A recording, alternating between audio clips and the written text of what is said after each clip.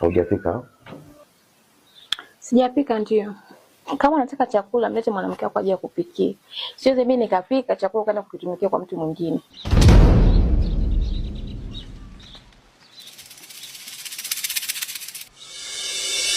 Mchango.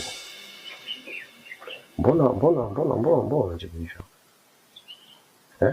Afu mbona tu mimi nakuuliza kistaarabu afu unajibu vero kwa kiasi hicho? Yaani unajibu tunapojisikia. Shida ni? Au bado unasila na maneno ya jana usiku?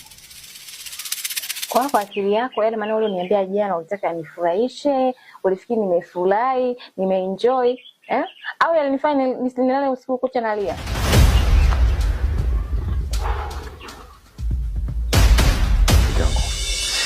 By the way, mimi sikumaanisha hivyo unavyofikiria wewe.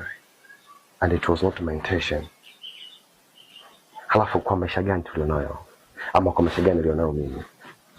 Mpaka nikaongeza mwanamke mwingine. Ili nikundwe nini? Ili nipate nini? Kwa faida ipi? Halafu kwa maisha gani si tulionayo? Haya maisha kuungaunga. Haya maisha tia maji, haya nyonde mbuzi kumchuna. Serious. Na hapeni. Siwezi kwenda kuongeza shida nyingine. Wewe jitetee unavyoweza. Kadri unavyoweza, wewe jitetee unavyoweza mwenyewe. Lakini mimi chakula sijapika na chakula hakuna. Galatiani mume mwenye wake watatu alitaka amani, akadhani upendo utatatu. Wa kwanza najifanya malkia wa nyumba, wa pili ana wivu kama moto wa jua.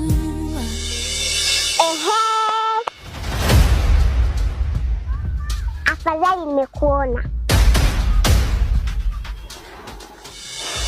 Nilikuwa nakuja huko.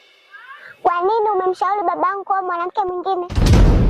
Namliza hadi mamangu. Nakuuliza wewe baba mwenye tamaa, mwenye wanawake wengi, wanaume wenzao wewe nini? Nijibu. Fort. Hebu kuwa na heshima. Ni maneno gani anaongea mbele yangu? Nicheke kwa Kiingereza mimi. Fort. Unataka kuheshimiwa wakati wenyewe umeshindwa kujiheshimu? Unakusanya wanawake kama kituo cha kulelea wajane. Sikia, ole wako babangu awe mwanamke mwingine. Amlize mama yangu. Kwa sababu yako wewe, nitakacho